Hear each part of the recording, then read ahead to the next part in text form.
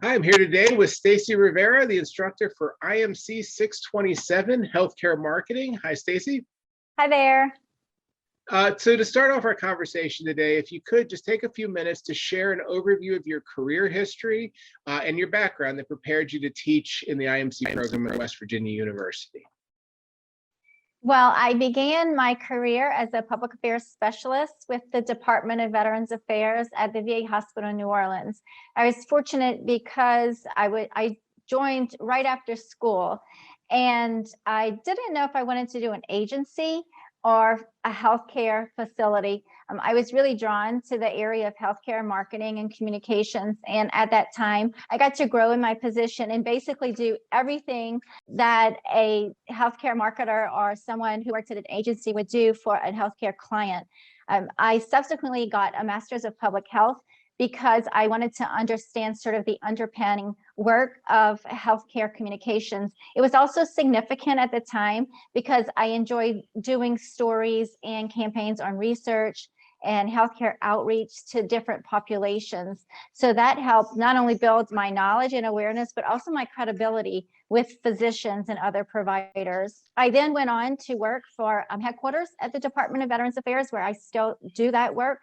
And as a communication specialist at the headquarters or national level, I got to design and implement national research programs, as well as national campaigns to increase awareness and just the satisfaction of the communities with tools that they needed to improve their healthcare access, as well as engagement with healthcare providers.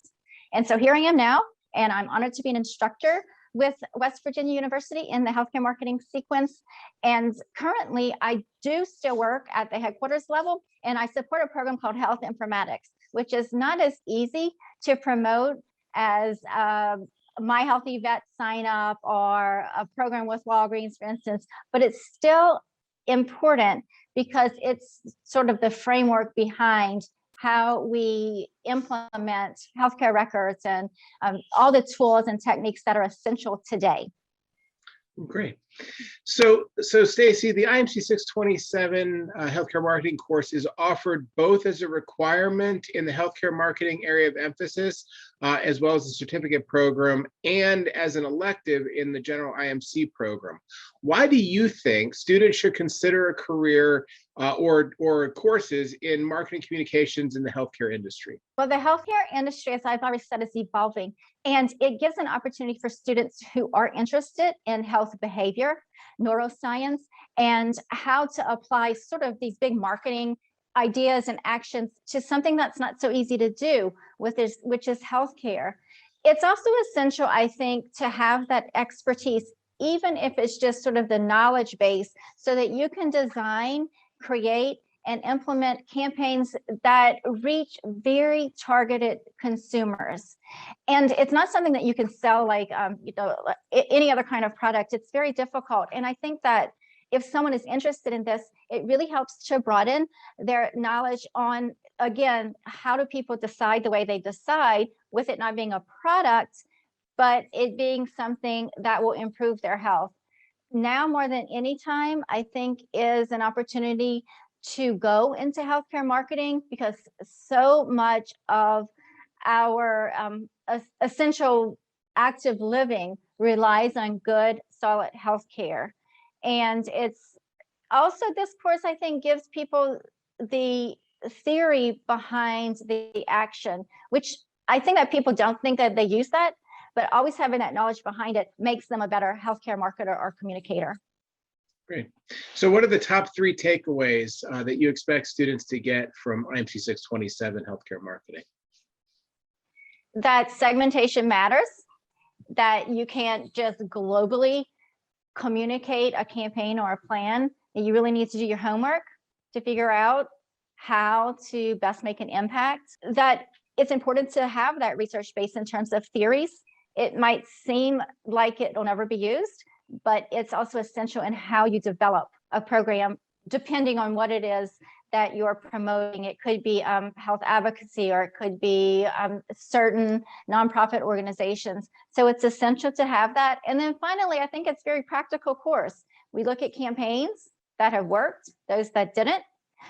I try to provide a variety of writing activities, not just your typical paper, because in the real world, you need to know how to do PowerPoints, you need how to do issue papers, fact sheets, and develop the campaign. So I think it's a nice variety of outputs that the student will have.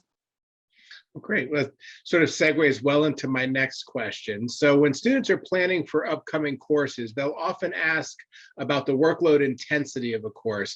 And this is so they can help prepare themselves and balance their graduate studies with all of life's other responsibilities.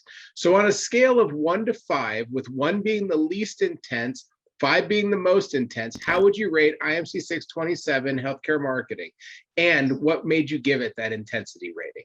I would say 4, although my evaluations, my students maybe say 5. It's a lot of reading. It's a lot of researching. So if you're able to designate that time, it's a lot. I think you'll be benefit from that. But it is a lot of reading, and you do have to do a lot of research because you can't just guess at what might happen. And again, to practically put actions into progress for both the classroom and reality, it's a lot of work, and you got to do the legwork. Sure. So it sort of already answered my next question, but really, what does a student in IMC 627, if you were starting on day 1 and the student said, what do I need to do to be successful in this course? What would your advice be? Do the background reading and don't shortcut the research, and go beyond what I like to say, sort of the bells and whistles, because it's easy to say, I'm going to set up an ad campaign for this, or I'm going to message this, but it all has to sort of fit together. And in order to do that, you need to understand the why behind the how. Okay, great. So tell me a little bit about your personal teaching style.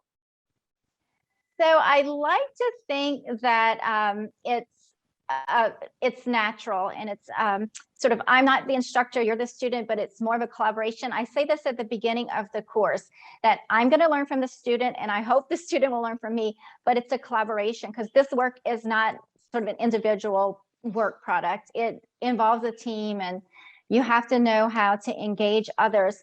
So I think that my style is more collaboration than sort of direction. So what has been your favorite aspect of teaching in WVU's marketing communications graduate programs?